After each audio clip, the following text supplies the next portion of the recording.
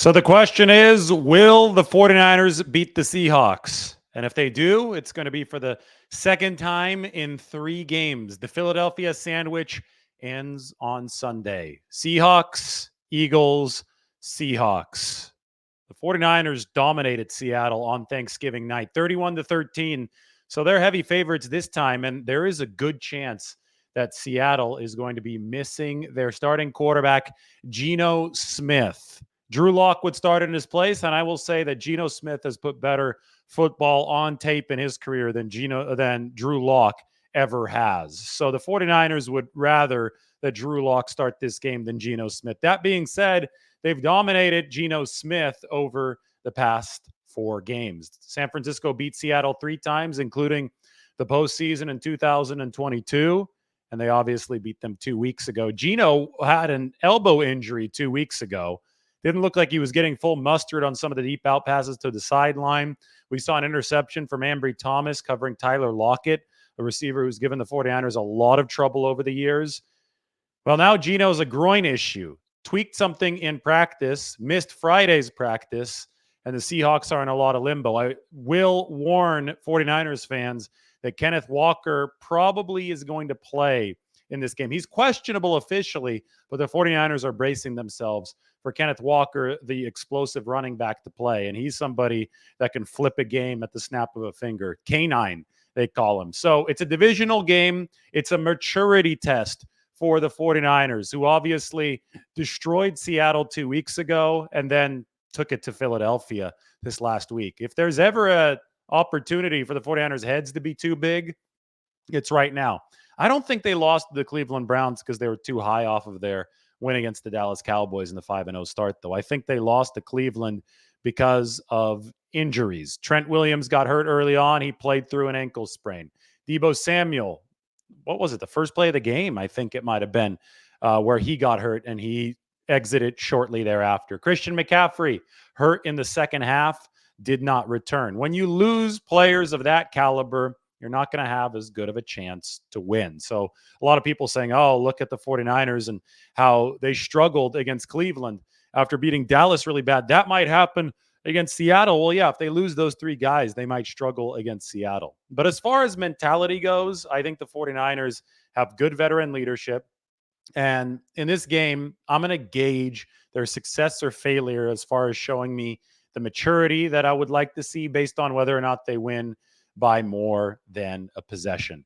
49ers have 9 wins so far this season. All 9 of those wins have come by more than a possession. And I am counting with an asterisk week 2 against the Rams when the Rams kicked the field goal as time expired. Didn't make a lot of sense. They were down 10 and it made it a 7-point game. The bottom line is the 49ers have won their 9 games by an average margin of over 20 points. And it's time for them to put another hurting on an opponent. And this one has to come a week after the biggest, most emotional win of the season so far against Philadelphia, and just 2 games after the 49ers throttled Seattle, which is why it is a maturity test. It is a week-to-week league. Just because you beat the brakes off of somebody 2 games ago doesn't mean that you're automatically going to do it again. You have to go and play for these kind of things.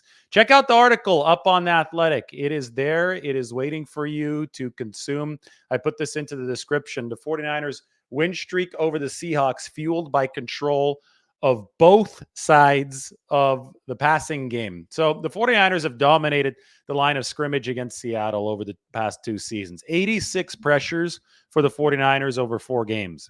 That's a lot. I don't like Seattle's offensive line at all. They've been overmatched. It's a below average unit that doesn't match up well against the 49ers, and they don't really have a mobile quarterback, regardless of whether it's Geno Smith or Drew Lock, to burn the 49ers for over aggressively rushing. So I don't think that San Francisco is going to employ the same disciplined, restrained rushing strategy as last week that worked so well against Philadelphia. I think they're going to pin their ears back and they're going to get after the Seattle Seahawks just as they have over the past 4 meetings, where, we know that that's a 49ers point of advantage. It's a point of advantage over most teams that they face. But where they have a pronounced, significant edge over Seattle on the aggregate is when you also factor in how well they've covered Seattle's receivers. I mentioned Ambry Thomas and the interception, just a physical play, puffing his chest out with Tyler Lockett. I think that was a great marker that Ambry Thomas has matured to the next type of player that he needs to be, and that is a physical player. And then you talk about Charvarius Ward following DK Metcalf.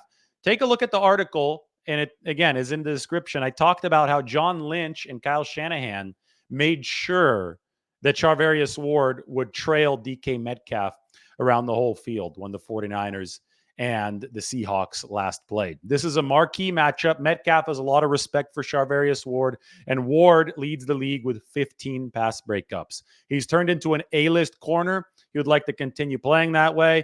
Get your popcorn ready for Ward against Metcalf. If the 49ers dominate the line of scrimmage and then they're plastering on the back end like Ward did against Metcalf 2 weeks ago, gave up only 1 catch on 6 targets for 14 yards, well, if all that's happening, the 49ers can shut out the Seahawks offense again.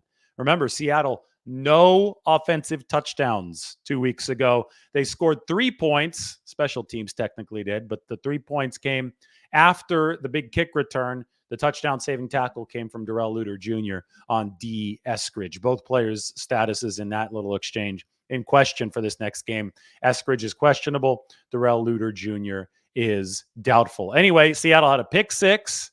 And then obviously they had the 3 points that they scored early in the game off of that special teams touchdown. So a 13-point effort for Seattle in total. They only scored 3 points as an offense in this football game, and they were held out of the end zone altogether. So the 49ers have dominated every aspect of this against the Seahawks, except for special teams. And this is a Seattle tradition. You have to be aware of the third phase of the game.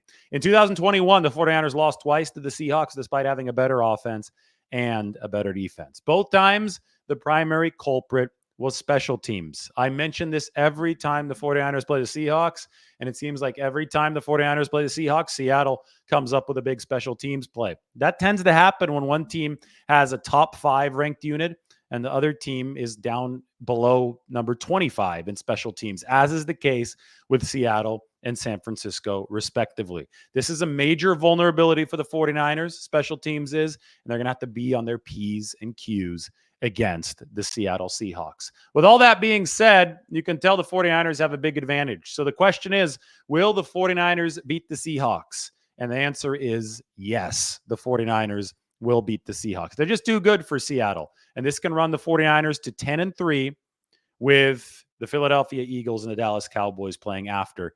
I do predict that the 49ers will leave Sunday as the number 1 team in the NFC as far as the standings go. Now, that being said, I will not predict the score yet. You can check out the article up on The Athletic if you want that. It's linked in the description. The prediction video is coming as usual tomorrow on Saturday. So hit the subscribe button, hit the like button, hit the notification alarm bell. Be ready for that as we move forward into the Seahawks game, the second Seahawks game of the year to finish up the Philadelphia Sandwich.